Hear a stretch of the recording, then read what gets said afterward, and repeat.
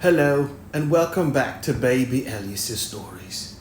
We now return to The Voyages of Doctor Dolittle by Hugh Lofting. Part 2. The first chapter.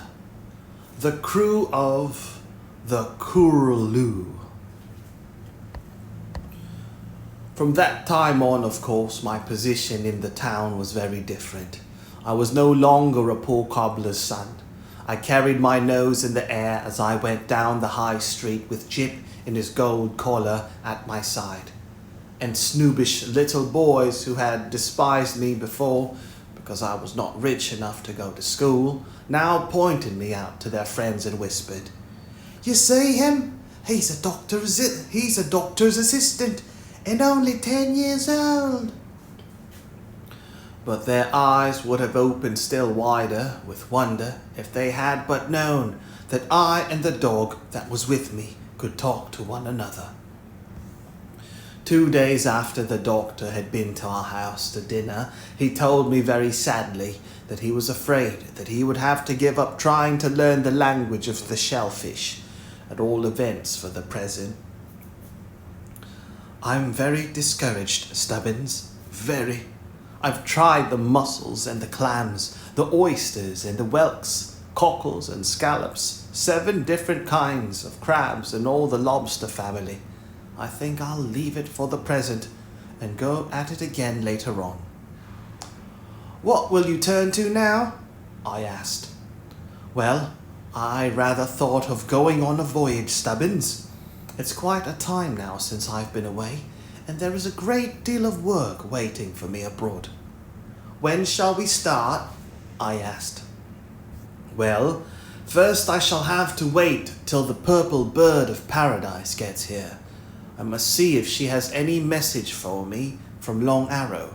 She's late. She should have been here 10 days ago. I hope to goodness she's all right." "Well, hadn't we better be seeing about getting a boat?" I said. "She is sure to be here in a day or so, and there will be lots of things to do to get ready in the meantime, won't there?" "Yes, indeed," said the doctor. "Suppose we go down and see your friend Joe, the mussel man. He will know about boats." "I'd like to come too," said Jip. "All right, come along," said the doctor, and off we went. Joe said yes, he had a boat, one he had just bought, but it needed 3 people to sail her. We told him we would like to see it anyway. So the mussel man took us off a little way down the river and showed us the neatest, prettiest little vessel that ever was built. She was called the Curlew. Joe said he would sell her to us cheap, but the trouble was that the boat needed 3 people, while we were only 2. "Of course, I shall be taking Chi-Chi," said the doctor, but although he is very quick and clever, he is not as strong as a man. We really ought to have another person to sail a boat as big as that." "I know of a good sailor, Doctor," said Joe. "A first-class seaman who would be glad of the job." "No, thank you, Joe," said Dr. Dolittle. "I don't want any seamen. I couldn't afford to hire them. And then they hamper me so, seamen do, when I'm at sea. They're always wanting to do things the proper way, and I like to do them my way. Now, let me see, who could we take with us?" "There's Matthew Mugg, the cat's meat man," I said. "No, he wouldn't do. Matthew's a very nice fellow, but he talks too much, mostly about his rheumatism. You have to be frightfully particular whom you take with you on long voyages." "How about Luke the Hermit?" I asked. "That's a good idea. Splendid, if he'll come. Let's go and ask him straight away." The second chapter. Luke the Hermit.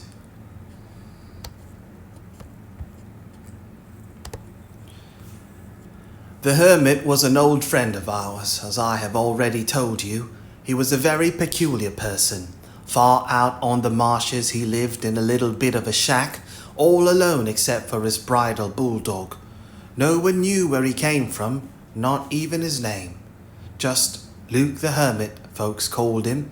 He never came into the town, never seemed to want to see or talk to people. His dog Bob drove them away if they came near his hut.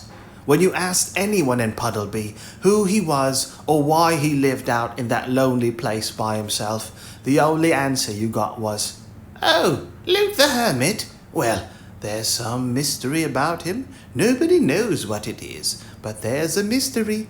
Don't go near him. He'll set the dog on you." Nevertheless, there were two people who often went out to that little shack on the fens, the doctor and myself. And Bob, the bulldog, never barked when he heard us coming, for we liked Luke and Luke liked us.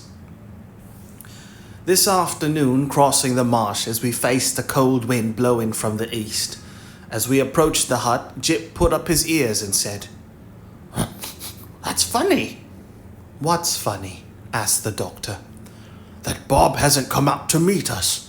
He should have heard us long ago or smelt us. What's that queer noise?" "Sounds to me like a gate creaking," said the doctor. "Maybe it's Luke's door, only we can't see the door from here. It's on the far side of the shack." "I hope Bob isn't sick," said Jip, and he let out a bark, "Oh!" to see if that would call him. But the only answer he got was the wailing of the wind across the wind, salt fen. We hurried forward, all three of us thinking hard. When we reached the front of the shack, we found the door open, swinging and creaking dismally in the wind. We looked inside. There was no one there. "Isn't Luke at home then?" said I. "Perhaps he's out for a walk." "He is always at home," said the doctor, frowning in a peculiar sort of way. "And even if he were out for a walk, he wouldn't leave his door banging in the wind behind him. There is something queer about this. What are you doing in there, Jip?" "Nothing much, nothing worth speaking of," said Jip, examining the floor of the hut extremely carefully. "Come here, Jip," said the doctor in a stern voice. "You are hiding something from me. You see signs and you know something, or you guess it. What has happened? Tell me, where is the hermit?" I don't know," said Jip, looking very guilty and uncomfortable. "I don't know where he is." "Well, you know something. I can tell it from the look in your eye. What is it?" But Jip didn't answer. For 10 minutes the doctor kept questioning him, but not a word would the dog say. "Well," said the doctor at last, "it is no use our standing around here in the cold. The hermit's gone, that's all. We might as well go home to luncheon." As we buttoned up our coats and started back across the marsh, Jip ran ahead pretending he was looking for water rats. He knows something's all right. He knows something all right," whispered the doctor, "and I think he knows what has happened too. It's funny, he's not wanting to tell me.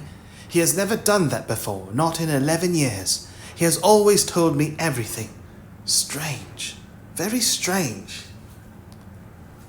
"Do you mean you think he knows all about the hermit? The big mystery about him which folks hint at and all that?" "I shouldn't wonder if he did," the doctor answered slowly. "I noticed something in his expression the moment we found that the door and the hut empty. The moment we found that door open and the hut empty, and the way he sniffed the floor too. It told me something, that floor did. He saw signs we couldn't see. I wonder why he won't tell me. I'll try him again. Here, Jip! Jip! Where is the dog? I thought he went on in front." "So did I said. "He was there a moment ago. I saw him as large as life. Jip! Jip! Jip! Jip!" But he was gone. We called and called. We even walked back to the hut, but Jip had disappeared. "Oh well," I said. "Most likely he has just run home ahead of us. He often does that, you know. We'll find him there when we get back to the house." But the doctor just closed his coat collar tighter against the wind and strode on, muttering, odd. Very odd. The third chapter, Jip and the Secret. When we reached the house, the first question the doctor asked of Dab-Dab in the hall was, "Is Jip home yet?" Quack, quack. "No," said Dab-Dab. "I haven't seen him." Quack, quack. "Let me know the moment he comes in, will you please?" said the doctor, hanging up his hat. Quack, "Certainly I will," quack. said Dab-Dab. "Don't be long over washing your hands. The lunch is on the table." Quack, quack. Just as we were sitting down to luncheon in the kitchen, we heard a great racket at the front door. I ran and opened it. In bounded Jip. "Oh, Doctor," he cried, "come into the library quick. I've got something to tell you." "No, Dab-Dab, the luncheon must wait. Please hurry, Doctor. There's not a moment to be lost. Don't let any of the animals come, just you and Tommy." "Now," he said, when we were inside the library and the door was closed, "turn the key in the lock and make sure there's no one listening under the windows." "It's all right," said the doctor. "Nobody can hear you here. Now what is it?" "Well, Doctor," said Jip. He was badly out of breath from running. "I know all about the Hermit. I've known for years, but I couldn't tell you." "Why?" asked the doctor. "Because I'd promised not to tell anyone. It was Bob, his dog, that told me, and I swore to him that I would keep the secret." "Well, and are you going to tell me now?" "Yes," said Jip. "We've got to save him. I followed Bob's scent just now when I left you out there on the marshes, and I found him, and I said to him, 'Is it all right,' I said, 'for me to tell the doctor now? Maybe he can do something.' And Bob says to me, 'Yes,' says he, 'it's all right because—'" "Oh, for heaven's sake, go on," cried the doctor. "Tell us what the mystery is, not what you said to Bob and what Bob said to you. What has happened? Where is the Hermit?" "He's in Puddleby jail," said Jip. "He's in prison." "In prison?" "Yes." "What for? What's he done?" Jip went over to the door and smelt at the bottom of it to see if anyone were listening outside. Then he came back to the doctor on tiptoe and whispered, "He killed a man." "Lord preserve us," cried the doctor, sitting down heavily in a chair and mopping his forehead with a handkerchief. "When did he do it?" 15 years ago, in a Mexican gold mine. That's why he's been a hermit ever since. He shaved off his beard and kept away from people out there on the marshes so he wouldn't be recognized. But last week, it seems these new-fangled policemen came to town, and they heard there was a strange man who kept to himself all alone in the shack on the fen, and they got suspicious. For a long time, people had been hunting all over the world for the man that did that killing in the Mexican gold mine 15 years ago. So these policemen went out to the shack, and they recognized Luke by a mole on his arm, and they took him to prison." "Well, well," murmured the doctor. "Who would have thought it? Luke, the philosopher, killed a man? I can hardly believe it." "It's true enough, unfortunately," said Jip. "Luke did it, but it wasn't his fault. Bob says so, and he was there and saw it all. He was scarcely more than a puppy at the time. Bob says Luke couldn't help it. He had to do it." "Where is Bob now?" asked the doctor. "Down at the prison. I wanted him to come with me here to see you, but he wouldn't leave the prison where Luke is there. He wouldn't leave the prison while Luke is there. He just sits outside the door of the prison cell and won't move. He doesn't even eat the food they give him. Won't you please come down there, Doctor, and see if there is anything you can do? The trial is to be this afternoon at 2 o'clock. What time is it now?" "It's 10 minutes past 1. Bob says he thinks they're going to kill Luke for a punishment if they can prove that he did it, or certainly keep him in prison for the rest of his life. Won't you please come? Perhaps if you spoke to the judge and told him what a good man Luke really is, they'd let him off." "Of course I'll come," said the doctor, getting up and moving to go. but I'm very much afraid that I shan't be of any real help." He turned at the door and hesitated thoughtfully. "And yet, I wonder." Then he opened the door and passed out with Jip and me close at his heels. The 4th chapter, Bob. Dab was terribly upset when she found we were going away again without luncheon, and she made us take some cold pork pies in our pockets to eat on the way.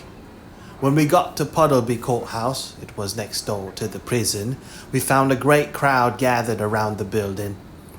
This was the week of the Assize, a business which happened every 3 months, when many pickpockets and other bad characters were tried by a very grand judge who came all the way from London, and anybody in Puddleby who had nothing special to do to come to the courthouse to hear the trials. But today it was different. The crowd was not made up of just a few idle people. It was enormous. The news had run through the countryside that Luke the Hermit was to be tried for killing a man, and that the great mystery which had hung over him so long was to be cleared up at last. The butcher and the baker had closed their shops and taken a holiday. All the farmers from round about, and all the townsfolk, were there with their Sunday clothes on, trying to get seats in the courthouse or gossiping outside in low whispers. The high street was so crowded you could hardly move along it. I had never seen the quiet old church in such a state of excitement before, for Puddleby had not had such an Assize since 1799.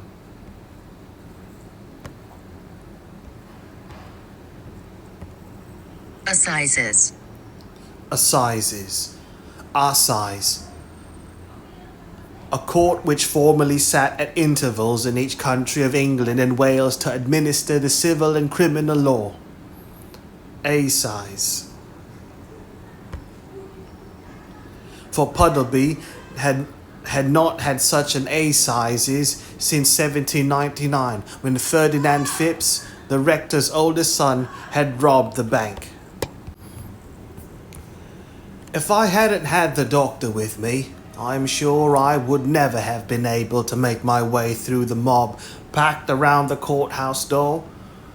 But I just followed behind him, hanging on to his coattails, and at last we got safely into the jail. "I want to see Luke," said the doctor to a very grand person in blue coat with brass buttons. Said the doctor to a very grand person in a blue coat with brass buttons standing at the door. "Ask at the superintendent's office," said the man. "Third door on the left, down the corridor." "Who is that person you spoke to, doctor?" I asked as we went along the passage. "He is a policeman." "And what are policemen?" "Policemen? They are to keep people in order.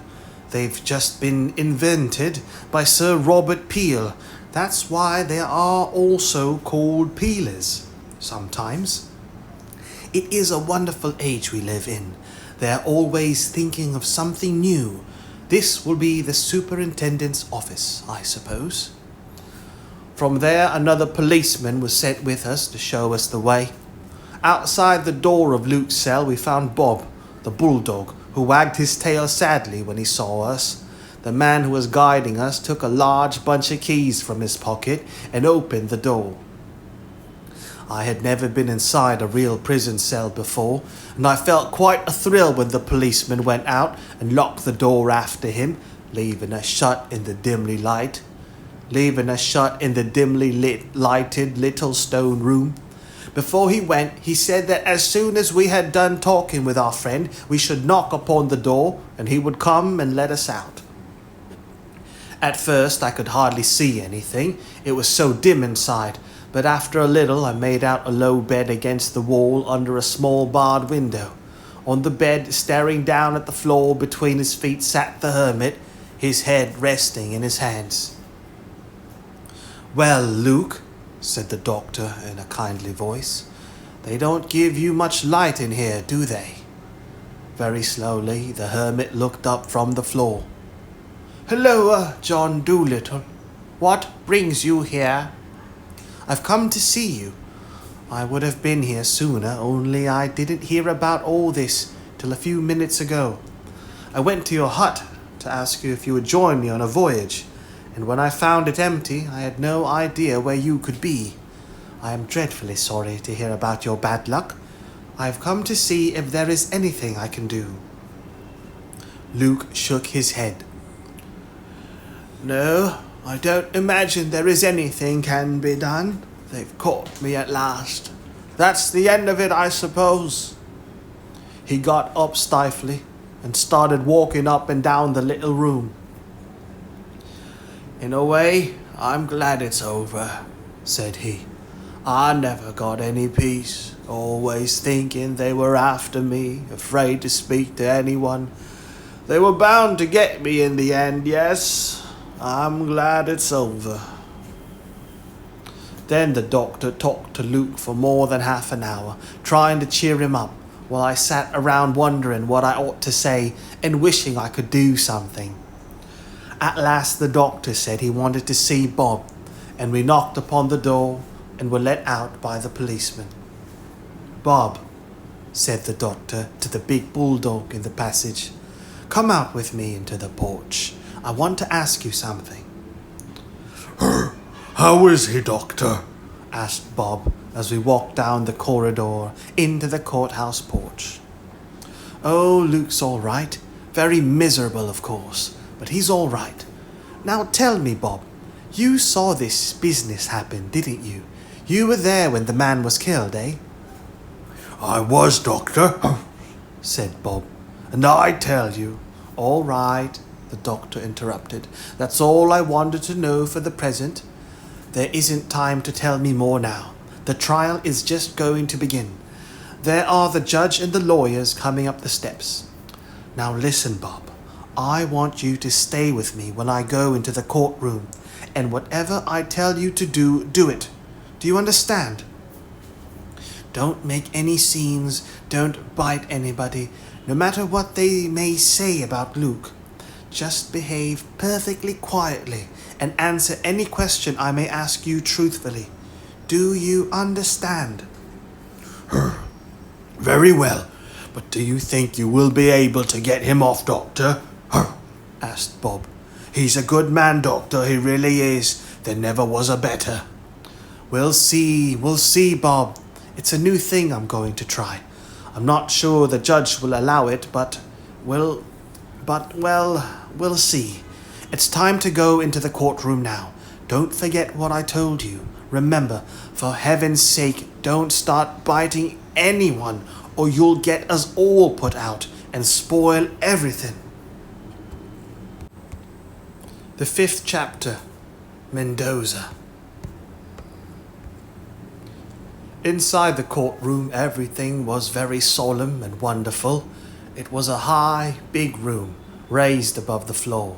Against the wall was the judge's desk, and here the judge was already sitting, an old, handsome man in a marvelous big wig of grey hair and a gown of black. Below him was another wide, long desk at which layers in white wigs sat. The whole thing reminded me of a mixture between a church and a school. "Those 12 men at the side," whispered the doctor, "those in pews like a choir, they are what is called the jury. It is they who decide whether Luke is guilty, whether he did it or not."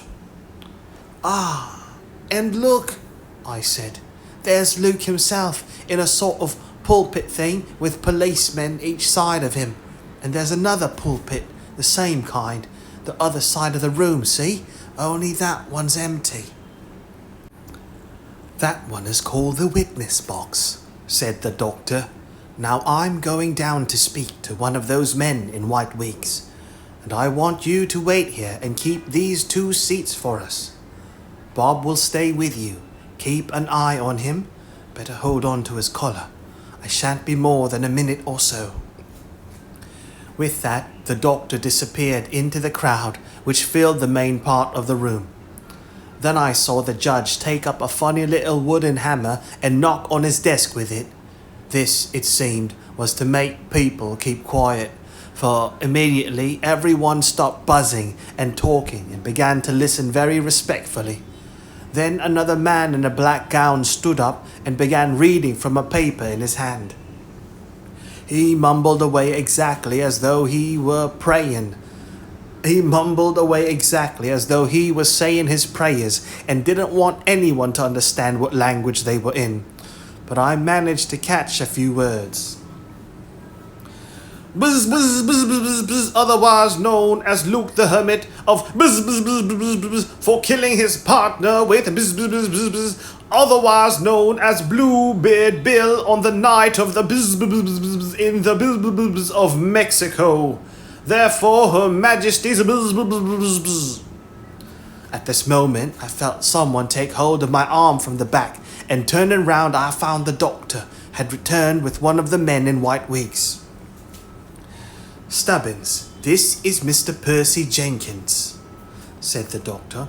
He is Luke's lawyer. It is his business to get Luke off, if he can. Mr. Jenkins seemed to be an extremely young man with a round, smooth face like a boy. He shook hands with me and then immediately turned and went on talking with the doctor. Oh, I think it is a perfectly precious idea, he was saying. Of course, the dog must be admitted as a witness. He was the only one who saw the thing take place. I'm awfully glad you came. I wouldn't have missed this for anything. My hat. Won't it make the old court sit up? They're always frightfully dull, these AZs. But this will stir things. A bulldog witness for the defence. I do hope there are plenty of reporters present. Yes, there's one making a sketch of the prisoner. I shall become known after this. And won't Conky be pleased? My hat. He put his hand over his mouth to smother a laugh, and his eyes fairly sparkled with mischief. Who is Conky? I asked the doctor. Shh, he is speaking of the judge up there, the Honourable Eustace Beauchamp Conkley. Now, said Mr. Jenkins, bringing out a notebook, tell me a little more about yourself, Doctor. You took your degree as Doctor of Medicine at Durham, I think you said, and the name of your last book was... I could not hear any more, for they talked in whispers, and I fell to looking round the courtroom again. Of course, I could not understand everything that was going on, though it was all very interesting. People kept getting up in the place the doctor called the witness box, and the lawyers at the long table asked them questions about the night of the 29th. Then the people would get down again and somebody else would get up and be questioned. One of the lawyers, who the doctor told me afterwards was called the prosecutor, seemed to be doing his best to get the hermit into trouble by asking questions which made it look as though he had always been a very bad man. He was a nasty lawyer, this prosecutor, with a long nose. Most of the time I could hardly keep my eyes off poor Luke, who sat there between his two policemen, staring at the floor as though he weren't interested. The only time I saw him take any notice at all was when a small dark man with wicked little watery eyes got up into the witness box. I heard Bob snarl under my chair as this person came into the courtroom, and Luke's eyes just blazed with anger and contempt. This man said his name was Mendoza, and that he was the one who had guided the Mexican police to the mine after Bluebeard Bill had been killed. And at every word he said I could hear Bob down below me muttering between his teeth. It's a lie! It's a lie! I'll chew his face! It's a lie! And both the doctor and I had hard work keeping the dog under the seat. Then I noticed that our Mr. Jenkins had disappeared from the doctor's side, but presently I saw him stand up at the long table to speak to the judge. Your Honour, said he, I wish to introduce a new witness for the defence, Dr. John Dolittle, the naturalist. Would you please step into the witness stand, Doctor? There was a buzz of excitement as the doctor made his way across the crowded room, and I noticed the nasty lawyer with the long nose lean down and whisper something to a friend, smiling in an ugly way which made me want to pinch him. Then Mr. Jenkins asked the doctor a whole lot of questions about himself and made him answer in a loud voice so the whole court could hear. He finished up by saying, "And you are prepared to swear, Dr. Dolittle, that you understand the language of dogs and can make them understand you? Is that so?" "Yes," said the doctor, "that is so." "And what might I ask," put in the judge in a very quiet, dignified voice, "has all this to do with the killing of Bluebeard Bill?" "This, Your Honour," said Mr. Jenkins, talking in a very grand manner as though he were on a stage in a theatre. "There is in this courtroom at the present moment a bulldog, who was the only living thing that saw the man killed. With the court's permission, I propose to put that dog in the witness stand and have him questioned before you by the eminent scientist, Dr. John Dolittle." The 6th chapter, The Judge's Dog.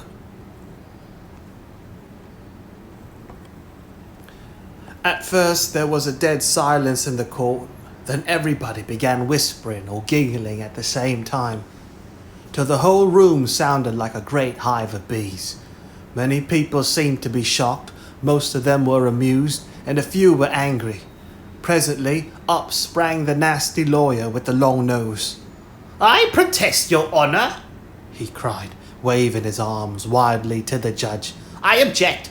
The dignity of this court is in peril. I protest." "I am the one to take care of the dignity of this court," said the judge. Then Mr. Jenkins got up again. If it hadn't been such a serious matter, it was almost like a Punch and Judy show. Somebody was always popping down and somebody else popping up. "If there is any doubt on the score of our being able to do as we say, Your Honour will have no objection, I trust, to the doctor's giving the court a demonstration of his powers, of showing that he actually can understand the speech of animals." I thought I saw a twinkle of amusement come into the old judge's eyes as he sat considering a moment before he answered. "No," he said at last, "I don't think so." Then he turned to the doctor. "Are you quite sure you can do this?" he asked. "Quite, Your Honour," said the doctor. "Quite sure." "Very well then," said the judge. "If you can satisfy us that you really are able to understand canine testimony, the dog shall be admitted as a witness. I do not see, in that case, how I could object to his being heard. But I warn you that if you are trying to make a laughing stock of this court, it will go hard with you." "I protest! I protest!" yelled the long-nosed prosecutor. "This is a scandal, an outrage to the bar."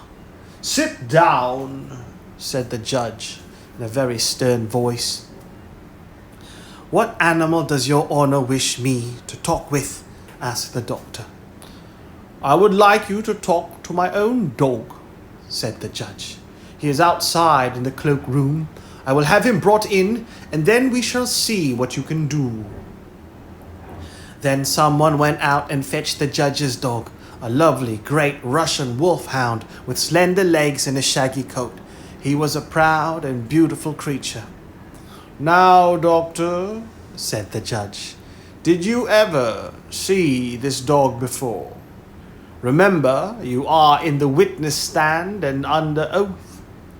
"No, Your Honour, I never saw him before." "Very well then. Would you please ask him to tell you what I had for supper last night? He was with me and watched me while I ate." Then the doctor and the dog started talking to one another in signs and sounds, and they kept at it for quite a long time. and the doctor began to giggle and get so interested that he seemed to forget all about the court and the judge and everything else.